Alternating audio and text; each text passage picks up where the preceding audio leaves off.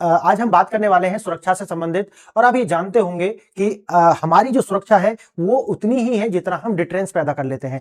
Deterrence का मतलब है कि हमारे पास उनके जो भी हमारे दुश्मन के पास जिस तरीका के वीपन्स हैं, क्या उनसे लड़ने की क्षमता हमारे पास है या उससे ज्यादा कैपेबल हम हैं, तो ही आप मानिए कि आपकी सुरक्षा उतनी ही है। अगर हम कैपेबल 30% है तो हम 30% सुरक्षित है, अगर 50% है तो हम 50% सुरक्षित हैं। आज हम इस पर बात करेंगे कि वास्तव में इस दुनिया के अंदर खासकर ये चार जो महाशक्तियां हैं उनके पास आपस में अगर कभी जो डिटरेंस है वो डिटरेंस किस प्रकार का है। चाइना, भारत और अमेरिका और रसिया, ये चार जो महाशक्तियां हैं, और क्योंकि बॉर्डर तो शेयर कर रहा है अमेरिका जो चाइना और इंडिया, और चाइना और इंडिया के अपने आप में कितनी दुश्मनी है वो आप अच्छे से जानते होंगे, क्योंकि लैंड बाउंड्री डिस्प्यूट उनका जब से भारत आजाद हुआ उसके बाद से लगातार जारी है और अभी भी जारी है और आगे भी जारी रहने वाला है। तो ऐसी स्थिति में एक बात समझ में आती है कि हमें डिटरेंस पैदा करने का, और डिटरेंस किससे आएगा? वीपन से आएगा। हमारे पास में एज कटिंग टेक्नोलॉजीज होनी चाहिए, हमारे पास में अपने आत्मनिर्भर होना चाहिए कि हम जो है युद्ध लगातार कर सकते हैं लगभग 6-8 महीने तक, ताकि हम अपनी बाउंड्रीज की सुरक्षा कर पाएं।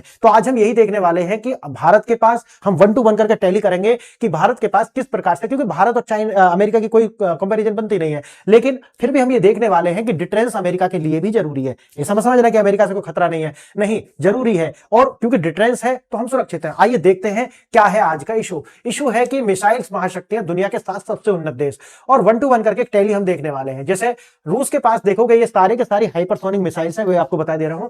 ये है वैश्विक महाशक्तियां। वैश्विक महाशक्ति में अगर आप देखोगे तो रूस के पास है एवेनगॉर्ड और सरमत RS-28, यानी कि अपने आप में दुनिया की सबसे तेजी से चलने वाली और एज कटिंग टेक्नोलॉजी कह सकते हैं आप, ये उससे बनी हुई है। ये 7 मिसाइल जिनके आज मैं आपको कंपैरिजन करके बताऊंगा। और आज हम इतने शांति से रहते हैं, या फिर कहो कि चाइना उतना एग्रेसिव भारत की ओर दिखता नहीं है, उसका कारण भी क्या है वो भी आज इस वीडियो में आपको पता चलेगा। अन्य प्रमुख शक्तियां, भारत के पास में इसके एवज में क्या है? अग्नि 5 है, और ये सारे के सारे जो मैं आपको बता रहा हूं ये ICBM भी है, यानी कि इंटरकॉन्टिनेंटल बैलिस्टिक मिसाइल्स ये है, ठीक है। और अभी कोई भी दुनिया का एक भी डिफेंस सिस्टम ऐसा नहीं है कि जो ICBM को रोकने की क्षमता रखता हो। मैंने एक वीडियो बनाई थी कि अमेरिका जो है इसी के लिए कार्य कर रहा है, अपना गोल्डन डोम नाम का एक प्रोजेक्ट, जो कि उनका $175 बिलियन का एक प्रोजेक्ट है, उनका अपना सपना है। लेकिन वो वीडियो अगर आप देखना चाहें तो जाकर के टेलीग्राम ज्वाइन कर लेना, या फिर कमेंट करना, तो उसका भी लिंक प्रोवाइड करा दूंगा। अब देखना फ्रांस के पास इसके एवज में क्या है? वही है जो अमेरिका का है, इनके पास में वही है, इससे ज्यादा कुछ भी नहीं है।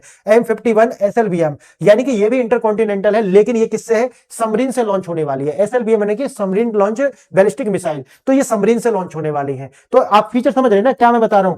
ICBM है ये, यानी कि पूरी दुनिया में मार कर सकती है कहीं पर भी। दूसरा है बैलिस्टिक मिसाइल्स है, इसका मतलब है हाइपरसोनिक है, यानी कि इनको ट्रैक करके या फिर इनको नष्ट करना नामुमकिन है। क्लियर? क्योंकि जब ये देश की बाउंड्री में प्रवेश कर जाएंगे उसके बाद डिफेंस जो भी आपका होगा वो एक्टिव होगा, तब तक ये बहुत सारा डिस्ट्रॉय कर पाएंगे। क्यों? क्योंकि ये मल्टीपल वारहेड्स लेकर के चल सकती हैं, और आपका जो डिफेंस सिस्टम है वो ये कंफ्यूज हो जाएगा कि इनमें से जो वारहेड्स इनके ऊपर लगे हुए हैं इनमें से असली कौन सा है, कौन से टारगेट को कौन सा वारहेड अटैक करने वाला है, ये भी जो है कंफ्यूज हो जाएगा। अब बात आती है अमेरिका के पास में ट्राइडेंट सेकंड D5 नाम का जो है ये ICBM है, और ये भी बैलिस्टिक मिसाइल है।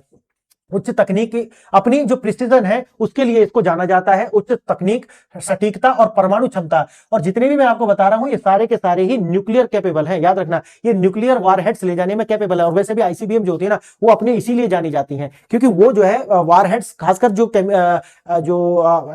परमाणु हथियार है उनको ले जाने में भी और तेजी से ले जाने में सक्षम होती है। अब बात आती है चीन का। चीन के पास में DF-41, ये दुनिया की सबसे लंबी दूरी तय करने वाली, ऐसा वो मानते हैं। लेकिन बात वही है कि चाइना की जो खबर है वो उस पर आप विश्वास कर नहीं सकते कि वो सही है या फिर झूठी है, तो इसलिए वैसा मैं तो कंपैरिजन बता रहा हूं तो वो है। लेकिन भारत और अमेरिका और रूस पर आप विश्वास कर सकते हो एक बार को, क्योंकि ये जो है इनकी सारी खबर अगर आप कॉन्फिडेंशियल डेटा को छोड़ दें तो लगभग बाहर आ जाती है।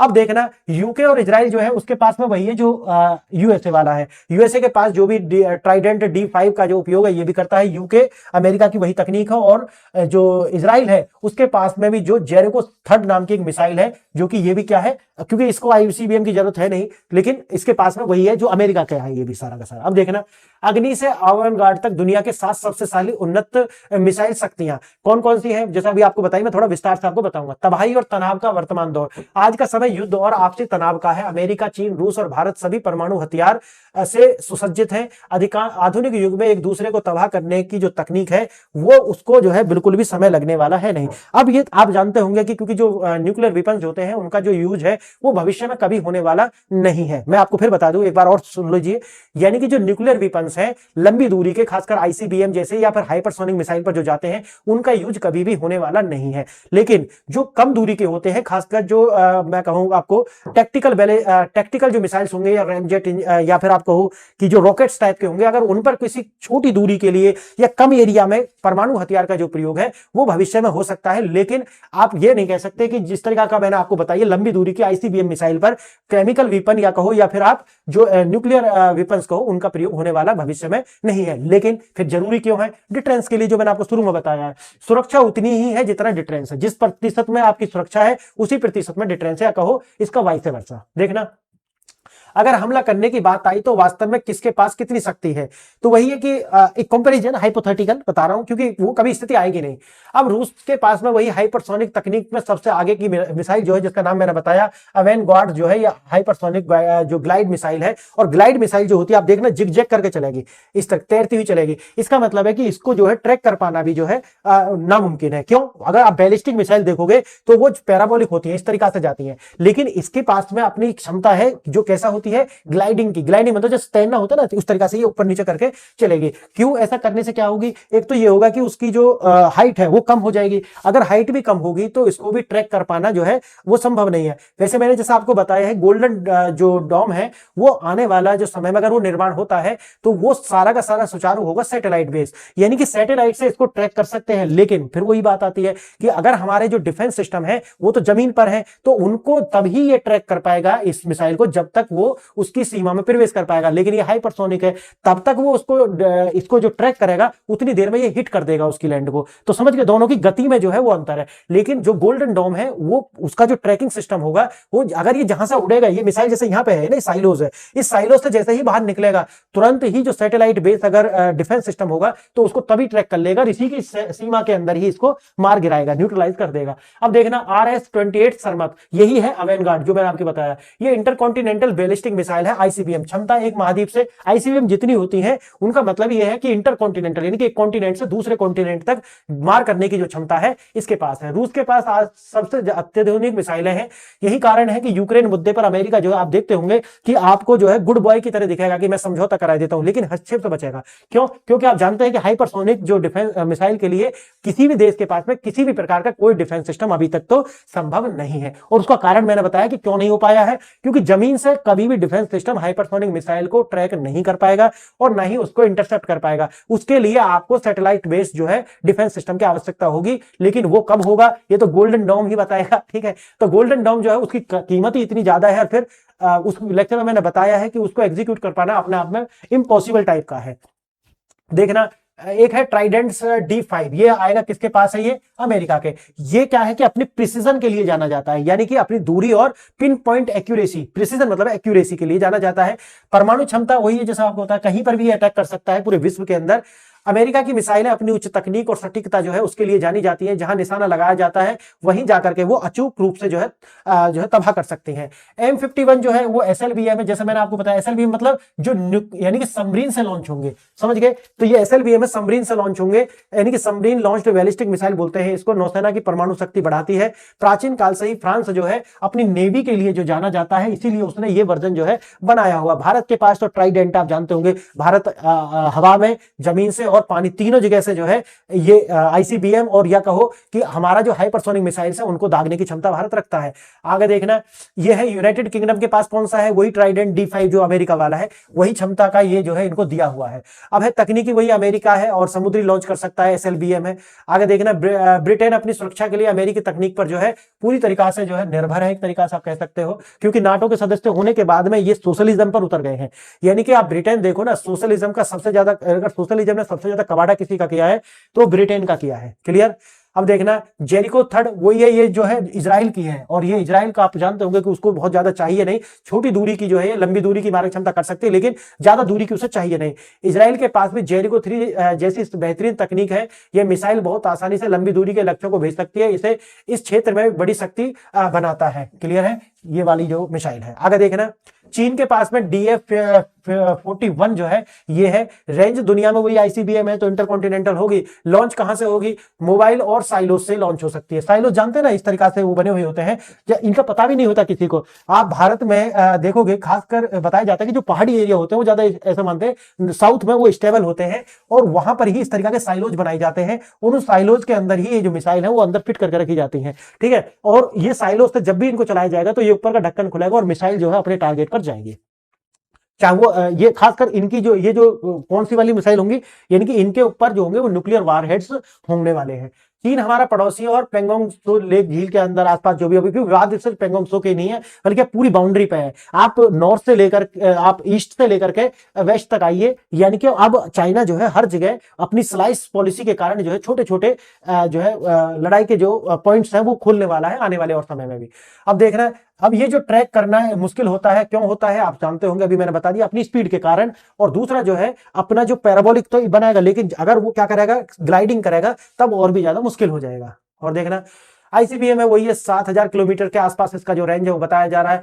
क्या भारत तैयार है? हाँ बिल्कुल तैयार है। भारत के पास में अग्नि 5 की जो दूरी है वो 5,500 बताई जाती है, लेकिन बात वही है कि वो सच नहीं है। ये हो सकता है कि 7,000 के आसपास इसकी जो है 7,000 से भी ज्यादा इसकी जो मारक क्षमता हो। पर वाकई अगर 5,000 भी है तो चाइना हमारा जो है मेन एनिमी है, तो उसके लगभग लगभग सारे एरिया को कवर करने वाली है ये। अब देखना ये उन्नत मिसाइल प्रोग्राम है, ये चीन के लिए एक सीधा संदेश है, अगर हम तबाह होंगे तो वही म्यूचुअली अश्योर्ड डिस्ट्रक्शन पर हम आधारित है, यानी कि अगर हम डिस्ट्रॉय होंगे तो आपको भी डिस्ट्रॉय करेंगे ही करेंगे। अब एक अगर आप 1-to-1 टेली देखें तो जैसा कि आपको बताया कि रूस के पास कौन सी है, सरमत, अवनगार्ड, और ये हाइपरसोनिक वही है, सारे के सारे हाइपरसोनिक है। आगे देखना अमेरिका के पास में ट्राइडेंट D5 है ना, इसके पास में पिन पॉइंट सटीकता है। चीन के पास में DF-41, ये सबसे लंबी रेंज और मोबाइल मतलब है कि किसी वाहन पर रख करके जो है इसको चलाते हैं, और चलाने को या तो साइलोस से भी हो सकता है या फिर किसी वाहन पर रख करके इसको आगे चलाएंगे, ताकि इसको जो है जो ट्रैक करना थोड़ा मुश्किल और हो जाए। देखना फ्रांस के पास वो ये M51 SLBM, और यूके के पास में ट्राइडेंट D5, और इजराइल के पास में जेरिको थर्ड, और भारत के पास में अग्नि 5।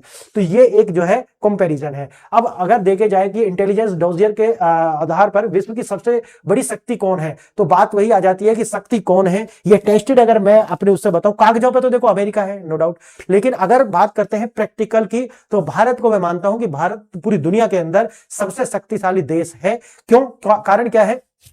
कारण है कि भारत के पास में दुनिया में सबसे ऊंची हाइट पर लड़ने का और लड़कर के जीतने का जो अनुभव है वो है। दूसरी बात, भारत लगातार जो है आजादी के बाद से लड़ाई में इन्वॉल्व रहा है, और तीसरा युद्ध लड़ने का नहीं बल्कि युद्ध को लड़कर जीतने का जो अनुभव है वो भारत के पास। अब आप कहोगे कि चाइना ने भी तो जीता था, लेकिन बात वही आएगी ना कि चाइना ने जब जीता था तो चाचा नेहरू जो थे वो अलग ही मूड में थे। उसी के बाद आप देखोगे कि वियतनाम में चाइना बहुत बुरी तरीका से पिटा। आपने देखा होगा कि वियतनाम के अंदर ही किस तरीका से जो अमेरिका है वो बुरी तरीका से पिटे और पिट करके बाहर निकले। क्लियर? आप यही देखोगे कि किस तरीका से जो रूस है वो एक छोटा सा देश यूक्रेन है उसके साथ इंडल्ज है इतनी साल से, लेकिन उसे खत्म नहीं कर पाया। अभी आप देखोगे कि सिंदूर में मात्र 12 से 14 घंटे के अंदर हमने पाकिस्तान का पूरा एयर डिफेंस सिस्टम, उनके जितने भी जो लड़ाकू विमान थे वो यानी कि लगभग उनको डिस्ट्रॉय कर दिया। यानी कि उनकी पूरी सुरक्षा जो है, पूरा एयर स्पेस जो था वो खुला हुआ था, जाइए और आइए। क्यों भारत ने ऐसा क्यों नहीं किया कि वो आए घूमे? क्योंकि इंटरनेशनल कानून है, भारत दिखाने में नहीं बल्कि एक्शन नहीं एक्ट करने में जो है वो विश्वास रखता है कि ज्यादा हवाबाजी नहीं चाहिए। ठीक है, आप न्यूज खेल लीजिए, ट्विटर खेल लीजिए, हम काम करके बाहर निकल आएंगे। अब आप करते रहिए। जैसे पाकिस्तान है, पेल दिया गया उसको अच्छे से और उसके बाद वो कह रहा हम जीत गए, समझ गया?